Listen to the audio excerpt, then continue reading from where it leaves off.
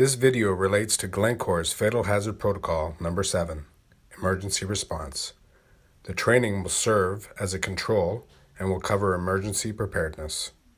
Hello folks, Joe Hinnich here. I was asked to make a series of videos for emergency preparedness for underground miner. One of the videos that we'll start with is an everyday carry bag or a miner's go-to bag, right? So basically a list of items that you'll want to have with you on hand in case something takes place. So here are some of the items that I carry with me on a daily basis. Some of them are carried on my person, and some of them are carried in a bag that I have with me at all times. Could be easily replicated by any employee here at the mine. Just a matter of either carrying a small bag with you or carrying these items in your lunch kit, or else if you're on the same piece of equipment on a regular basis, you can just have these items on hand right on the piece of equipment. Today we're roughly 1.5 kilometers underground at one of the mines here in Sudbury. Taking off my gloves just so I can demonstrate some of the items. So we have these bags that some people refer to as powder bags. Lots of volume here, lots of room for gear. I usually have one with me at all times, even if I'm walking around. I'll have my lunch with me. I've been trapped a few times underground, so I don't want to be in that situation without my lunch, so I have that with me at all times.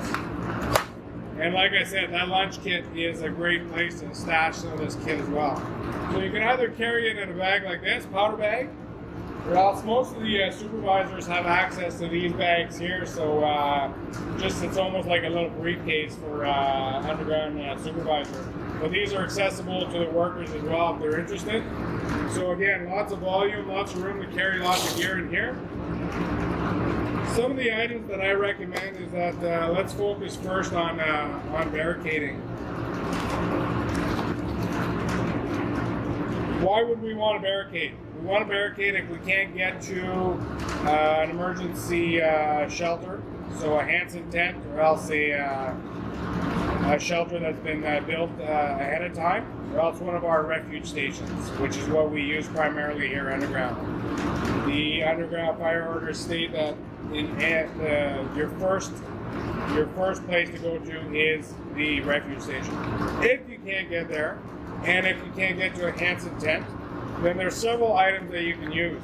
You'll want to make sure that you're close to a air header. All the compressed air is sent underground through a piping system, and there's air headers in every heading. So you can easily use just a plain garbage bag. Takes very little room, right? This can even fit in your pocket if you wish, but definitely fits in a lunch kit and can be easily stashed at one of your workplaces. What that's going to do for you is that you can go to a compressed air line and just make yourself a small portable shelter, sending the compressed air in there and keeping your head and your upper body in that same area, which will create a positive pressure, keeping all the noxious gases out of there. What could be causing the gases? There could be a fire underground at another location, and the ventilation system is affected by it, sending noxious gases your way. So you want to stay out of that by connecting yourself to the compressed air system.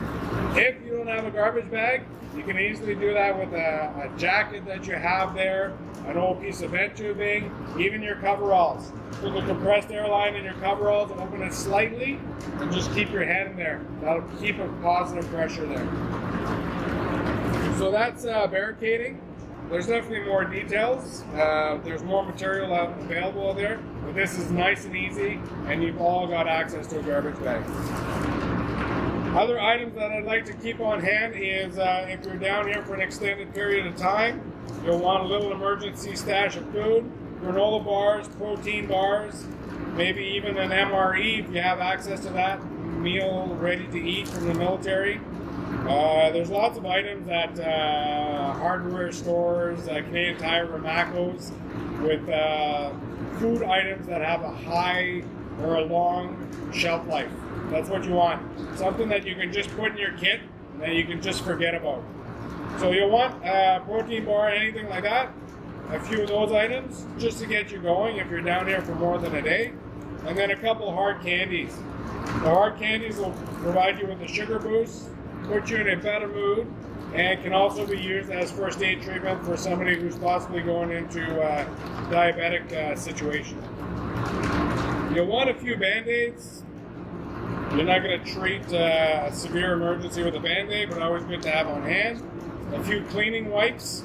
If you can get actual alcohol cleaning wipes from a first aid department or somewhere on surface, throw that in your bag. It's always handy to have.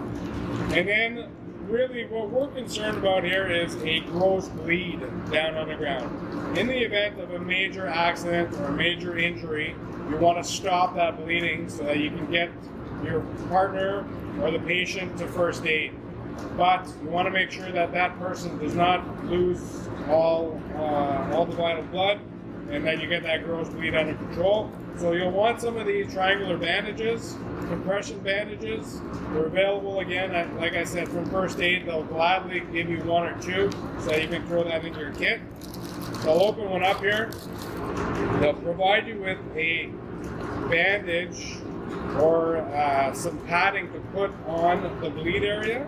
And then you can use the second one to then wrap around the area and provide some pressure to get that bleed under control, and then you tie it off. All right? Also very good for splinting, good for securing if you have a protruding object. You can secure it in place for transport. All kinds of great uses for a triangular bandage. So highly recommend that you carry a few of those in your kit as well. Other great bags are the sample bags that we have on surface. They'll keep all your gear in one place and nice and dry. Some other items that you want to keep is a spare light. Doesn't have to be this big, just another small LED light. If this goes out and you're at a dead end heading or in a workplace where there's no lighting like here, it gets dark down here and you don't want to be dealing with that, all right? Make sure that you have a small little flashlight. They're available from the dollar store, nice and cheap. Have one of those in your kit. You'll want a wrench. Everything down here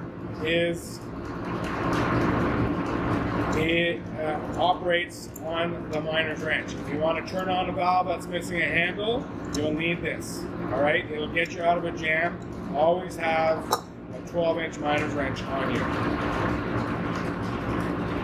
One of the other items that I highly recommend is that you always have a knife on you.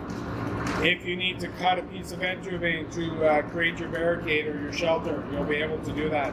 If you need to cut some carry straps, some rope to be able to build something. If you need to get yourself out of a situation, you got to cut through something, you'll have it with you, all right?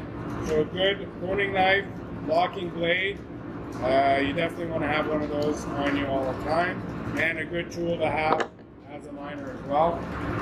I always have a few of the clips on me. So these are used to actually secure a hose to a header or to a piece of equipment. So it's the safety clips. They're handy for anything. If you need to secure a barricade in place, if you need to tie something up to the screen, handy items to have. I also go always step it up a notch a little bit more too.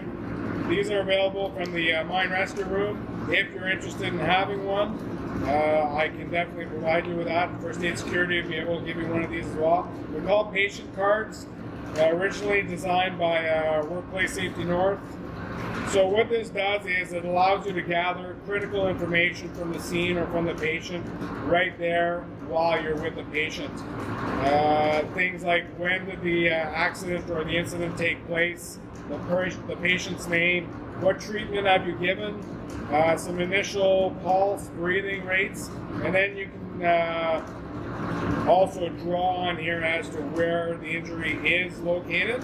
This card follows the patient up to surface, and then is given to first aid security, which is then handed off to EMS. A great resource for EMS so that they know what they're dealing with and what they're getting as a patient. A couple of rubber gloves, latex gloves, available again from first aid. They're available in the tool crib as well. Quite a bit of different diseases, different conditions out there, so you want to protect yourself from those type of blood-related or fluid-related injuries that could be passed on to you. There's all kinds of items in this bag. I would recommend, if not juice. Again, I carry a little bottle of juice just for the diabetic first aid treatment, but a bottle of water would be good. Anything so that if you're down here for an extended period of time again, you've got a little bit of liquid to keep you going. Ultimately, the human body needs approximately 2 liters of water a day to survive properly, to function properly. But the human body can go up to 3 days without water. After that, you're in bad shape. So you definitely want to keep a little bit on reserve. I would say that that's probably a good start for items. Maybe one more thing I might want to suggest. It doesn't have to be this detailed, but maybe a notepad and a pen. You should always have a pen on you anyways, but to write notes, okay? If you have to document anything, if you have to pass notes through a confined opening.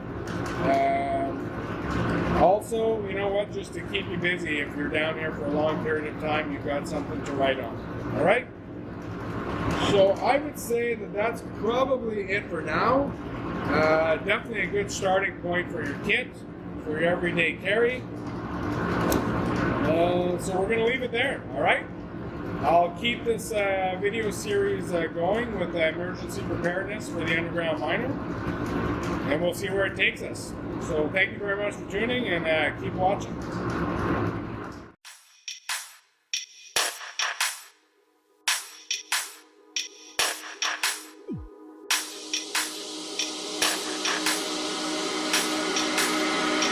Down the road I go.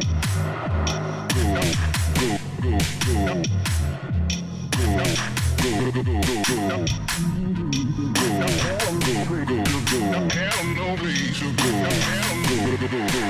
Have no place to go. Have no place to go.